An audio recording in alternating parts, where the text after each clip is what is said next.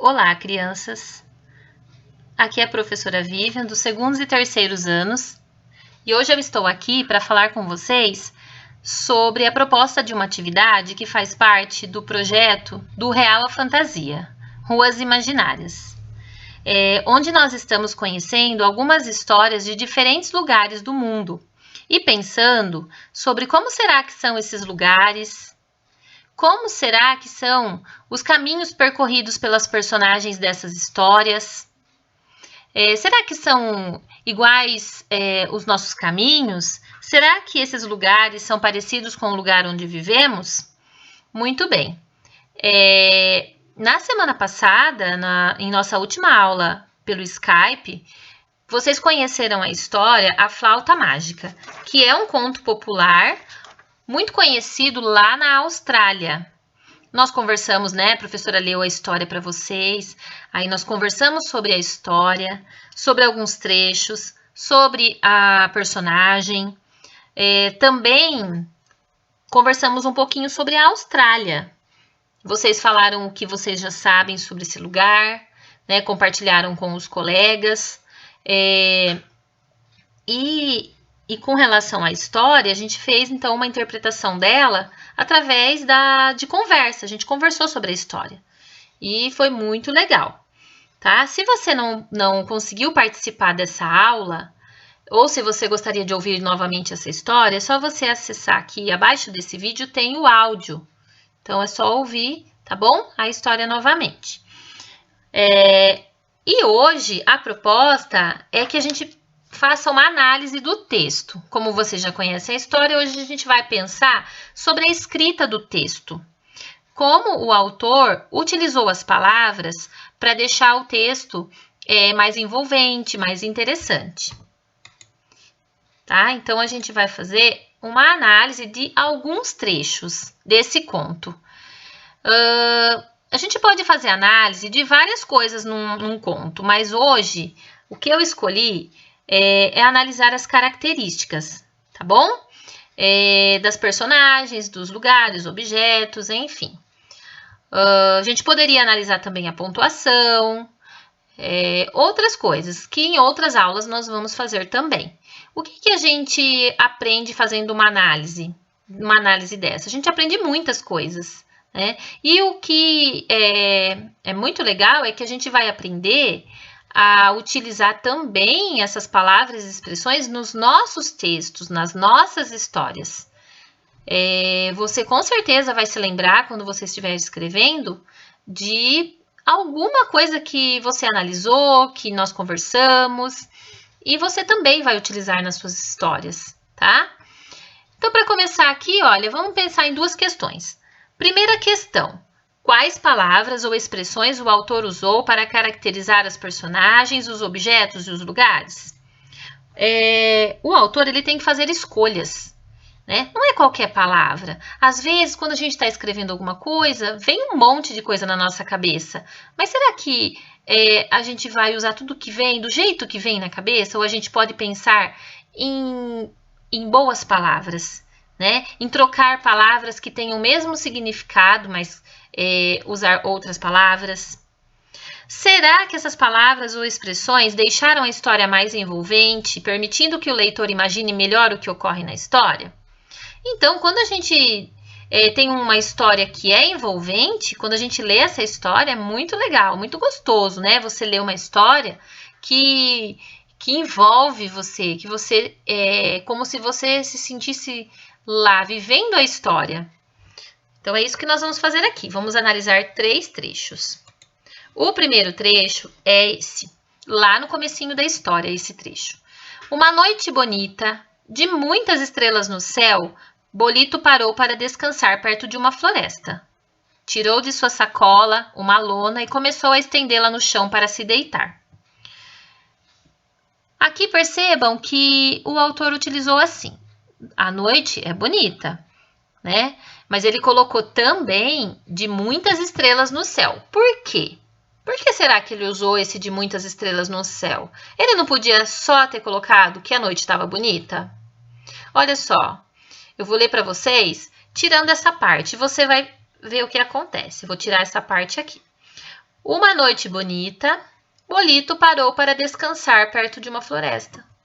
Né? A compreensão é a mesma, você compreende a história do mesmo jeito. Então, qual é a diferença?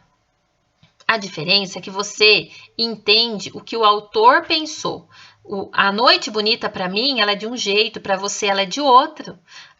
De repente, você nem ia lembrar das estrelas, mas o autor queria que o leitor entendesse a história do jeito que ele queria e que a noite bonita que ele pensou. Então, por isso que ele utilizou a expressão de muitas estrelas no céu. Tá bom? Então, essa foi a primeira. O segundo trecho é esse daqui e ele descreve um objeto. Ele procurou e não foi difícil achar a árvore e a flauta. Era um belo instrumento de corpo prateado e bocal de ouro. Depois de admirá-la por uns instantes, guardou-a e seguiu seu caminho. Lá pelas tantas, depois de andar por horas, morto de sede, Bolito parou em uma casa, à beira da estrada e pediu água. Então, olha a característica, olha como essa flauta era. Ela era um belo instrumento de corpo prateado e bocal de ouro. A mesma coisa, se eu tiro esse trecho que descreve a flauta, eu entendo a história normalmente. Quer ver? Olha. Ele procurou e não foi difícil achar a árvore e a flauta. Depois de admirá-la por uns instantes, guardou-a. Perceberam? A compreensão não fica prejudicada, né? Mas eu ia imaginar a flauta de um jeito, você ia imaginar a flauta de outro jeito. Existem flautas de diferentes materiais, mas essa flauta, ela é diferente. Né? E aqui fala que ela tem um corpo prateado e o bocal de ouro. Além de tudo, ela é valiosa. O autor nem precisou colocar aqui que ela é valiosa, mas quando a gente lê que o bocal é de ouro, a gente já sabe que ela é valiosa. Então, essa descrição aqui, ela foi muito importante para a gente compreender o que o autor queria, né? Como ele queria que a gente compreendesse que fosse essa flauta. Como a gente pensasse nessa flauta, tá? E o último trecho, Bolito lembrou-se da flauta, apanhou-a na sacola e pôs-se a tocar. Uma melodia gostosa e intensa esparramou-se no ar e obrigou a mulher a dançar sem parar, chacoalhando o corpo até não poder mais. Mesma coisa, pessoal, né? Se eu tirar esse trecho, não vai prejudicar a compreensão, porém não vai ficar tão interessante, né? Porque se eu coloco aqui, se o autor usasse somente o seguinte, ó, ele lembrou-se da flauta, apanhou na sacola e pôs-se a tocar. E obrigou a mulher a dançar, sem parar. A gente não entenderia aqui que a melodia que obrigou a mulher a dançar. Mas por que será? Porque ela era gostosa, intensa, e ela esparramou-se no ar. Então, aqui é como se a mulher fosse... ela foi contagiada, né? Ela foi contagiada por essa melodia e ela não conseguia parar de dançar, tá? Então, ele descreveu que a melodia é gostosa e intensa. É como... Quando a gente lê, parece que a gente está sentindo essa melodia, né? A gente consegue imaginar exatamente o que estava acontecendo, essa melodia esparramando-se. Imagina aí na sua mente, né? Como assim uma melodia esparramando? Pensa naquela música que você gosta, que quando você ouve, você não consegue ficar parado, né? Tem uma música assim? Então, foi a mesma coisa que aconteceu aqui. Né? Lógico, mas aqui ela não conseguia mesmo parar de dançar, tá bom?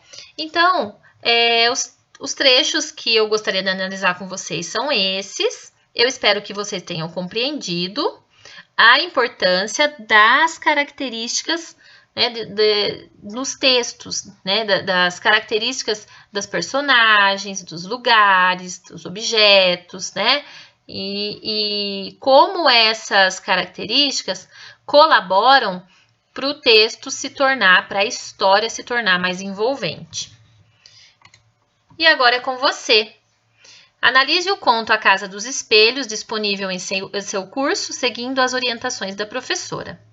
Então aí, logo abaixo desse vídeo, você tem o conto, né, um conto popular do Japão, que chama A Casa dos Espelhos. Lá você tem o texto escrito e você também tem o áudio, tá? Então você pode ouvir a história, né? Você pode ler a história ou fazer as duas coisas juntas também. Se você ainda tem dificuldade para ler, uma dica é você colocar o áudio e ir seguindo a leitura, né? Isso é muito bom também. E depois você vai fazer essa análise como eu fiz aqui. Tá? E pode ser também 3 trechos. Identifique aí no texto 3 trechos onde o autor descreve, né, onde ele coloca algumas características. Pode ser de lugar, pode ser do caminho, pode ser da casa, né, da personagem. Então, você vai copiar, tá? Se você tiver como imprimir esse texto e quiser grifar, você pode grifar, tá? Aí é só me mandar uma foto na atividade aqui abaixo, que eu já vou deixar um link para você inserir essa atividade. Então, eu vou deixar um link que você pode inserir também a foto. Ou então, você digita ali os trechos que você selecionou. Tá bom? Leia o texto aí na tela mesmo, se você não tem, né, como imprimir, e você digita o trecho selecionado e envia para mim. Bom, pessoal, então é isso, tá bom? Espero que vocês tenham compreendido. Qualquer dúvida, entra em contato com a professora, tá ok? Então, até logo!